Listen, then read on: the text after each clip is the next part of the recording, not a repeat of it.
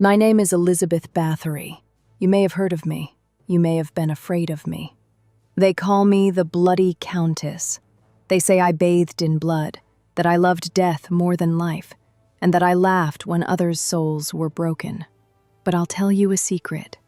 I was a woman who had too much power to be forgiven. I was born on August 7th, 1560 in near Bathory, to a family so powerful that even the nobles whispered my surname softly, so as not to attract attention they didn't want. My father, Count Georgi Bathory, was a man of war-hardened blood.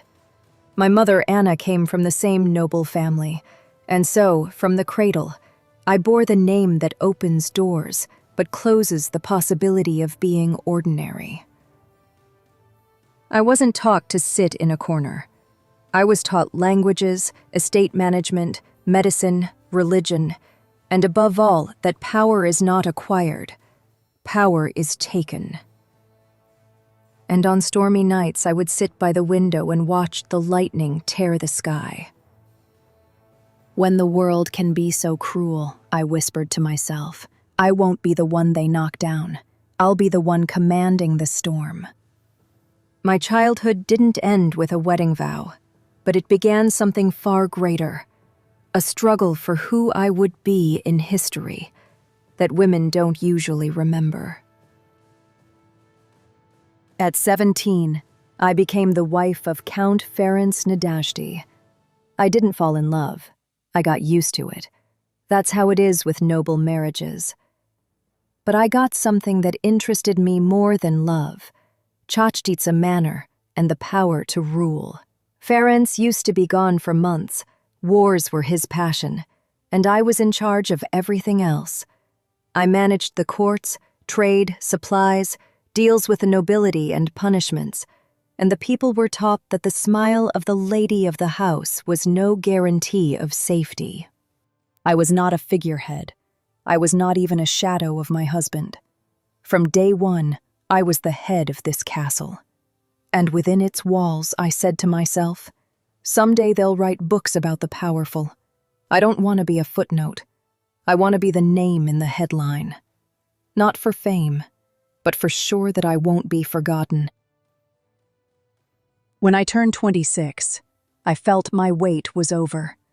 My husband, Ferenc Nadasdy, was often away, fighting against the Ottomans, and his hardness earned him the nickname, the Black Knight of Hungary.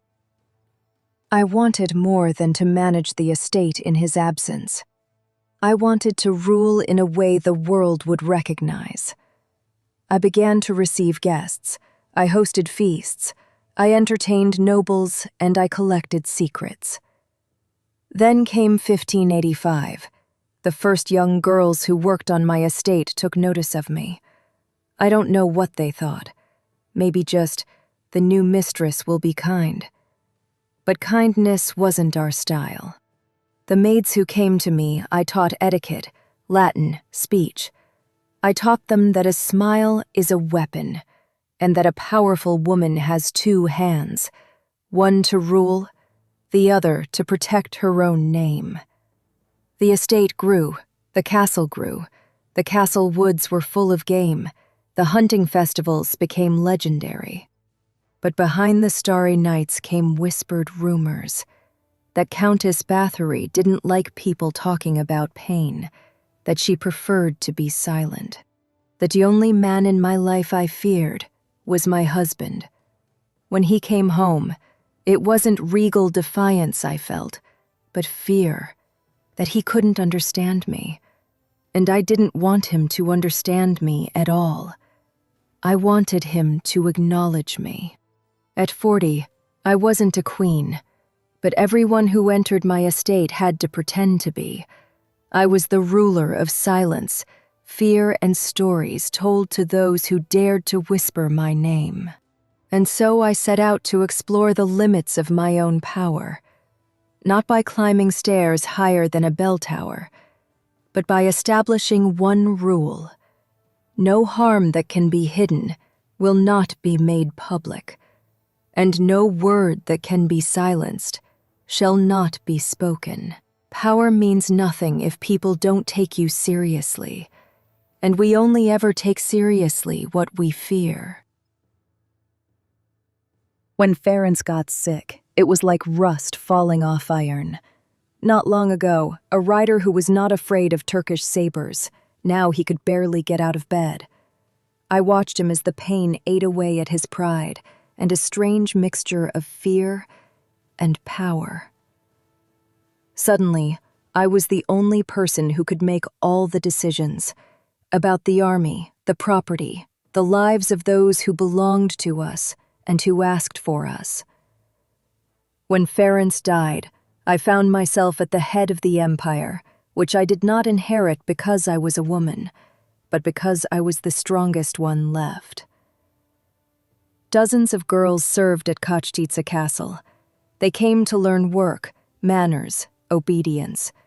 Some were clever, others too insolent for their background.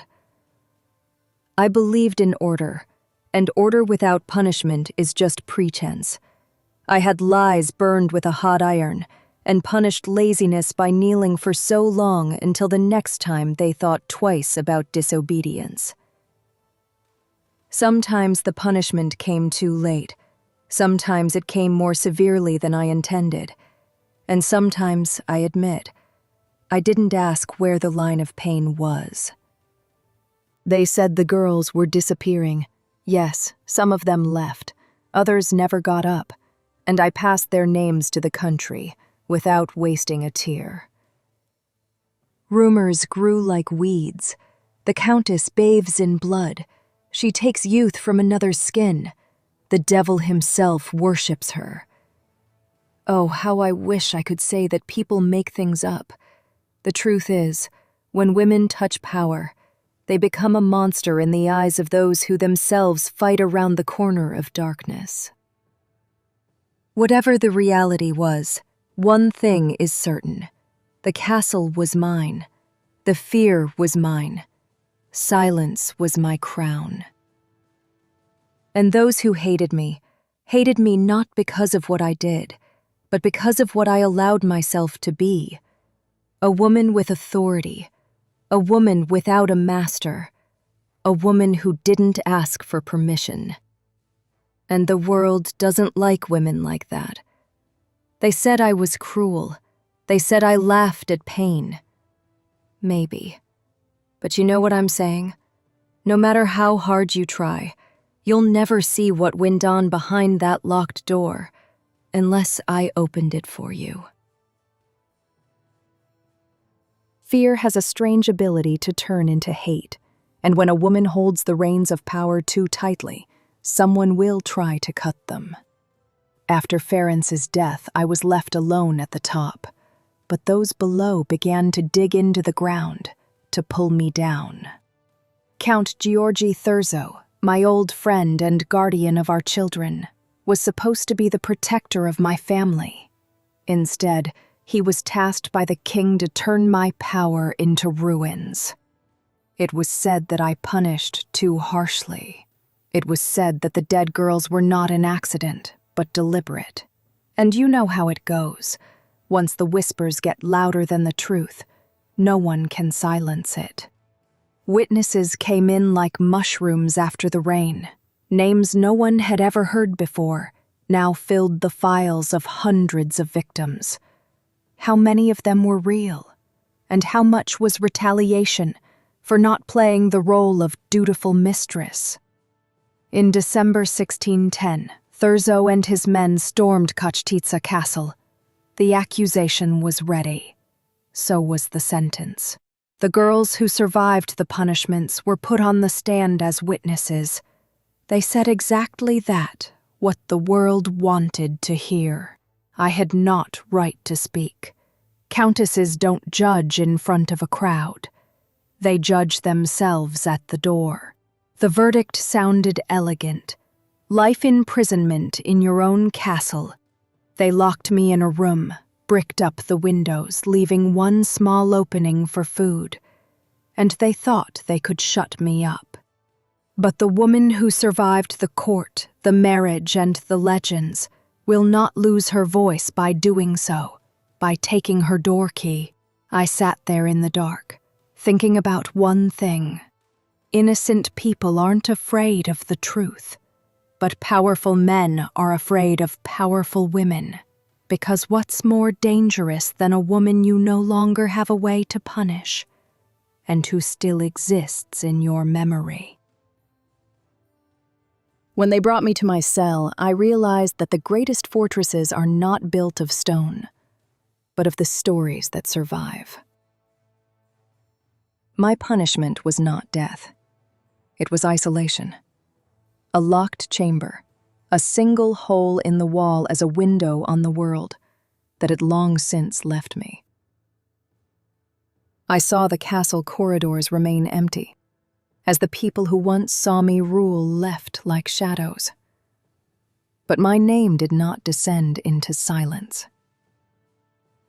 In 1614, 4 years after the verdict, my departure from the world I knew and ruled, my body was laid to rest. But the soul? My sacrifice, my power, and my legend? I left that to the world. People have written verses about my crimes and my dreams. History has condemned me, and mythology has picked me up.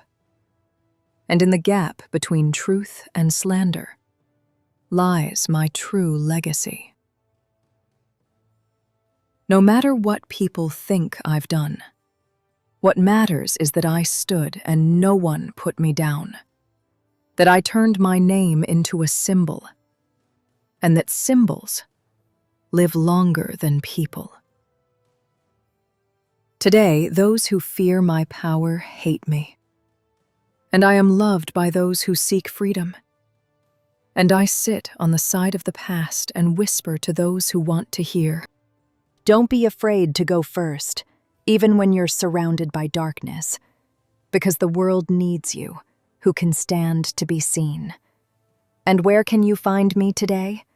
In books, movies, legends, maybe not in my chambers, but in the minds of those who still hear my name.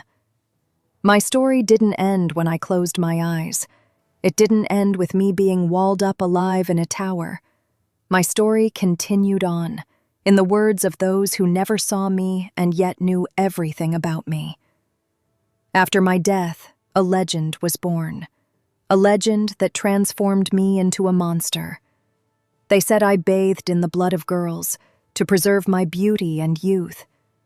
Interestingly, not a single record from my time speaks of such a thing. This tale didn't appear until over 100 years later, when I could no longer answer. They said I was a vampire, that I was the devil in human form, that I killed hundreds of young girls just to hear the world whisper my name. And you know what the most interesting part of that is? The numbers grew and grew in the hands of writers and poets, not in the hands of judges. The reality was simpler. The hell they made of me was the work of other people's imaginations.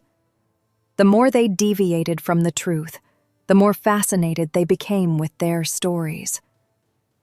And so I became an icon of horror, not because of what I did, but because of what they wanted me to do. My cruelty was real, but their fantasy was bigger. And maybe that's why I'm immortal.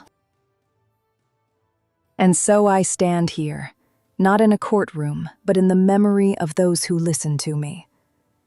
Perhaps you have condemned me, you may have believed me, and maybe you're still searching for the truth somewhere in the middle. If you're interested in my story, let me know about you. Let me know in the comments if you think I was a monster, or just a woman the world feared. You can also support the channel An Echo of the Past by liking, sharing, or subscribing, so our voices don't fade into silence. Thank you for coming with me to this point. And remember, the past whispers. The future is listening.